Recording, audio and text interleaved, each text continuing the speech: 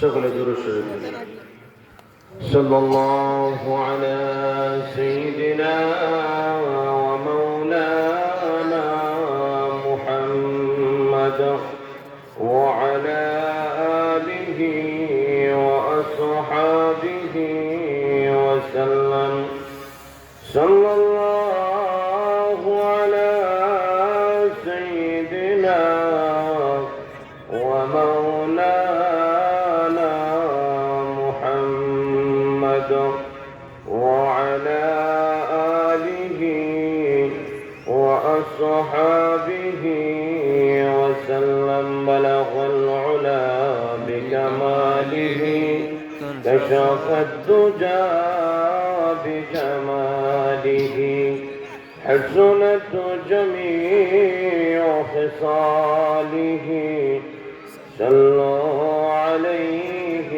وآله لا إله إلا الله لا إله إلا الله أدر لا إله إلا الله لا إله إلا হৃদয়ের জানালা খুলে দাও না প্রভুর ডাকে কেন সাড়া দাও না হৃদয়ের জানালা খুলে দাও না প্রভুর ডাকে কেন সাড়া দাও না লা ইলাহা ইল্লাল্লাহ لا إله إلا الله لا إله إلا الله لا إله إلا الله محمد رسول الله সকলে বলি সাল্লাল্লাহু আলাইহি ওয়াসাল্লাম صلى الله عليه وسلم মনসুর দাওয়াতুল কোরআন মহিলা মাদ্রাসা কুলাউড়া মৌলভীবাজারের উদ্যোগে তৃতীয় বার্ষিক ইসলামী মহাসম্মেলনের আজকের অত্যন্ত শ্রদ্ধেভাজন সম্মানিত সভাপতি আজকের মাহফিলের হযরত উলামায়ে কেরাম মুরব্বিয়ানে আযম হযরত হাসান হুসাইন রাদিয়াল্লাহু তাআলা উত্তরসূরি যুবক ভাইয়ের আমার পর্দার অন্তরালে অবস্থানরত অত্যন্ত সম্মানিত মা ও বোনেরা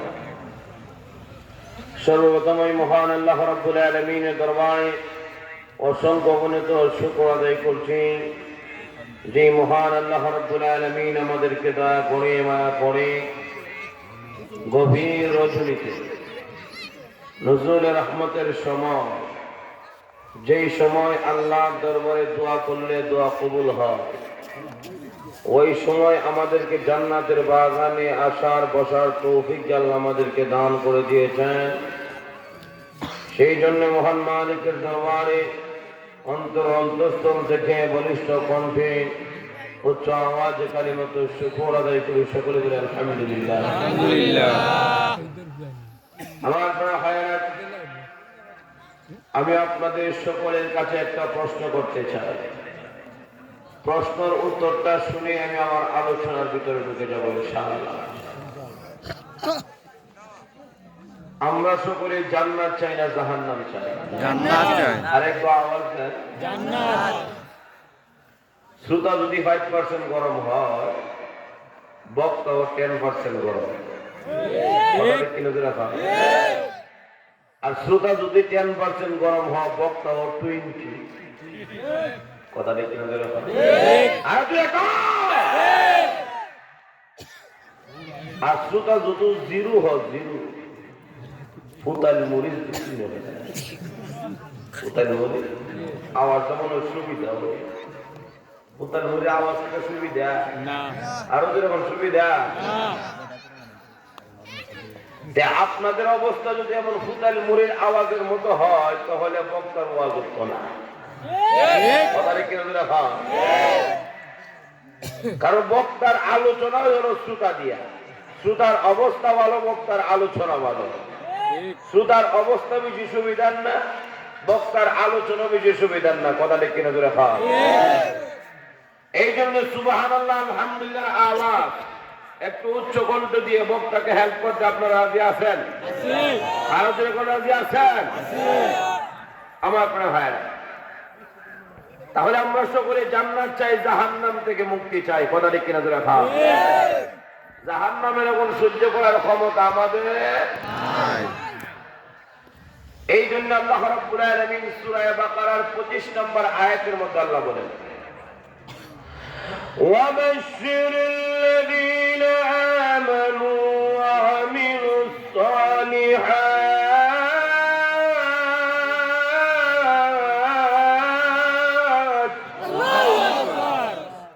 আল্লাহ বলেন, ওগো নবীজি, আপনার উম্মতদেরকে আপনি সুসংবাদ প্রদান করুন। কি সংবাদ? আরো যেরকম কি সংবাদ? একটা হলো সুসংবাদ, আরেকটা হলো দুঃসংবাদ। কথা দেখি না? আল্লাহ বলেন, ওগো নবীজি, আপনার উম্মতদেরকে আপনি সুসংবাদ প্রদান করুন। কিসের সুসংবাদ? আন্না লাহুম জান্নাত, জান্নাতের সুসংবাদ আপনি প্রদান করুন। যারা দুনিয়ার মধ্যে দুইটা শর্ত পালন করবে, দুনিয়ার থেকে বিদায় হইতে দেরি, জান্নাতে ঢুকতে দেরি না। সুবহানাল্লাহ জুড়ে খাও। আরেকটু জুড়ে বলুন সুবহানাল্লাহ।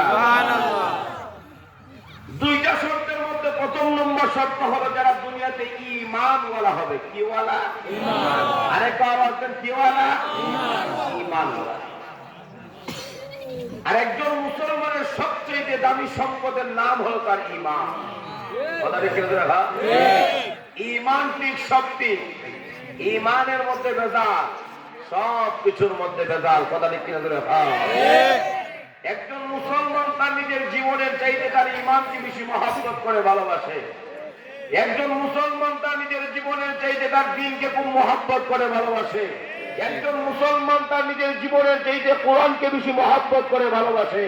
একজন ইমানদার তার নিজের জীবনের চাইতে আল্লাহকে বেশি মহব্বত করে ভালোবাসে, নবীকে বেশি মহব্বত করে ভালোবাসে। সেই ঈমানের জন্য, কোরআনের জন্য, দ্বীনের জন্য, আল্লাহর জন্য প্রয়োজনে যদি নাস্তিক মুরতাদ বেঈমানদের বিরুদ্ধে রুখে দাঁড়াইতে হয়, কাপড়ের কাপড় বেঁধে রাজপথের মধ্যে আমরা কারা কারা নামতে রাজি আছি, আর দুই আল্লাহকে দেখা দেয়। হাত নামায়, হাত নামায়। আমার প্রিয় ভাইয়েরা, যাই হোক, রাত্র গভীর, এখন ঘুমাই বসে কিনা আমার কয়েদের টাইম আছে না, 11টা। এরপরে ফোনটা কইছে 12টা এখন গেছে করে একটা সময় তো বয়ান করার সময়, একটা সময় তো ঘুমাই বসে। কথা দেখি। আচ্ছা, এরপরে যেহেতু কর্তৃপক্ষ আদেশ করে যে কিছু একটা বলতে হবে, কথা দেখি। আপনারা রেডি তো? রেডি তো? রেডি দেখিয়ে সামনে আইতেছে। আমার প্রিয় ভাইরা, তাহলে একজন মুসলমানের সবচেয়ে দামি সম্পদের নাম কি? আরো যেরকম, আরো যেরকম ঈমান ঠিক শক্তি, ঈমানের মধ্যে বেজাল, সব কিছুর মধ্যে বেজাল। কথা ঠিক কিনা যেরকম। আমার প্রিয় ভাইরা, দুনিয়ার সমৃদ্ধির জন্য, দুনিয়ার উন্নতির জন্য, দুনিয়ার ইজ্জত পাওয়ার জন্য, দুনিয়ার বাদশাহী চেয়ার পাওয়ার জন্য ঈমান শর্ত নয়। তাই সে মুসলমান হোক বা মুসলিম হোক, মহান আল্লাহ রাব্বুল আলামিন দুনিয়ার সকলকে সম্মান দান করবে, ইজ্জত আল্লাহ দান করবে। মুসলমানদেরকে আল্লাহ যেমনি রাষ্ট্রীয় মর্যাদা দান করেছে, কাফের মুশরিক বেঈমানদেরকে আল্লাহ দান করেছে। কথা ঠিক কিনা জোরে বলেন। আমাদের বাংলাদেশের যিনি প্রধান উপদেষ্টা ডক্টর মোহাম্মদ ইউনূস, আপনারা বলুন যদি কি মুসলমান না মুসলিম? আরো যে এখন মুসলমান না মুসলিম? রাষ্ট্রীয় মর্যাদা পাইছে কি পাইছে না? বড় চেয়ারের মধ্যে বসার ক্ষমতা হয়েছে কি হয়েছে না? বাংলাদেশ অপ্রাক্লাম। এখন আসলে একটু বাহির থেকে ঘুরে আসি। আমাদের পার্শ্ববর্তী, বাংলাদেশের পার্শ্ববর্তী রাষ্ট্রের নাম হলো ভারত। ভারতের যে প্রধানমন্ত্রী আছে নরেন্দ্র মোদী, বলুন তো দেখি মুসলমান না মুসলিম? আরো জোরে খান। রাষ্ট্রীয় মর্যাদা পাইছে কি পাইছে না? বড় চেয়ারের মধ্যে বসার ক্ষমতা হয়েছে কি হয়েছে না? ভারত অপ্রাক্রাম। এখন আসুন আরেকটু বাহির থেকে ঘুরে আসি। এই পৃথিবীর শক্তিধর রাষ্ট্র হলো আমেরিকা। আমেরিকার আগের প্রেসিডেন্টের নাম ছিল জো বাইডেন। এখন বর্তমান যিনি প্রেসিডেন্ট হয়েছেন ওনার নাম হলো ডোনাল্ড ট্রাম্প। ডোনাল্ড মুসলমান না মুসলিম? রাষ্ট্রীয় মর্যাদা পাইছে কি পাইছে না? বড় চেয়ারের মধ্যে বসার ক্ষমতা হয়েছে কি হয়েছে না? এই জন্য আমার পরিবার দুনিয়ার সমৃদ্ধির জন্য, দুনিয়ার উন্নতির জন্য, দুনিয়ার ইজ্জত পাওয়ার জন্য, দুনিয়ার বাদশাহী চেয়ার পাওয়ার জন্য ইমান শর্ত নয়। তাই সে মুসলমান হোক বা মুসলিম হোক, মহান আল্লাহ রাব্বুল আলামিন দুনিয়ার সকলকে সম্মান দান করবে, ইজ্জত আল্লাহ দান করবে। কিন্তু পরকালের নাজ নেয়ামতের জন্য, পরকালের আরামের জন্য, পরকালের জান্নাত পাওয়ার জন্য পূর্ব শর্ত হলো ইমানদার হতে হবে। ইমান ছাড়া নবীর পাক হলেও আল্লাহ তৈরি জান্নাতের ভিতরে ঢুকতে পারবে না। কথা ঠিক কিনা ধরে আমার পরে হযরত ইব্রাহিম আলাইহিস সালাতু ওয়াস সালাম তার বাবা আযর তাহুরের ব্যাপারে আল্লাহ রাব্বুল আলামিনের কাছে দরখাস্ত করলেন, হে প্রভু তুমি আমার বাবা আযর তাহুরকে আল্লাহ তুমি maaf করে দাও। আল্লাহ রাব্বুল আলামিন ডাকতে বলেন, হে ইব্রাহিম তুমি কি আমার বিধান বলে গেছো? আমি না বলেছি কোন অমুসলিমকে আমি আল্লাহ maaf দিব না, অর্থাৎ ঈমান না আনলে আমি আল্লাহ কাউকে maaf দেই না, ছাড়া কেউ maaf পাবে না।